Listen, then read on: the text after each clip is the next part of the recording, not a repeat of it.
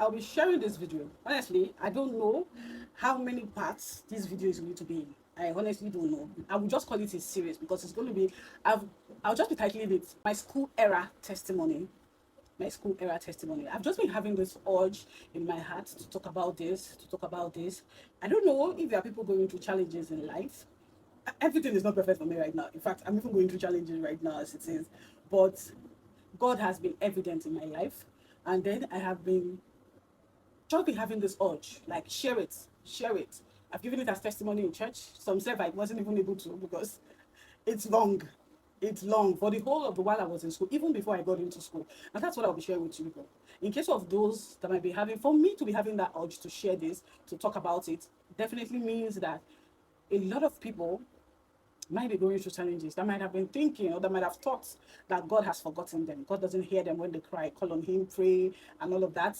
So they are just all alone in this world. God doesn't care. I want to tell you that He cares.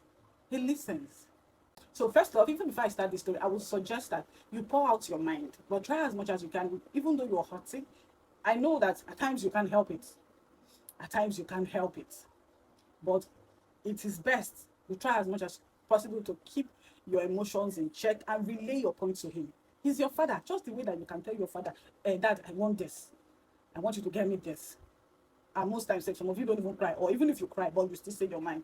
I want you to do that. Say your mind. Tell Him whatever you want.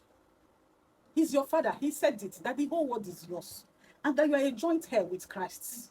So whatever you might think that Jesus ever owns, like we all know that He owns the whole world. And God is telling you that you're a joint heir with Christ. What does that make you? So even if you have forgotten that I have all these things, my father is rich, my father has all these things, and you still want to ask Him for something, ask Him. Make your points known. Tell Him, I want this thing. They are mine. You're my father. So I want this thing. Because He said it in His word that He wishes above all things that you prosper and be in health, even as your soul prospers. He wants you to prosper. God never wants any one of His children to lack or want anything in this life.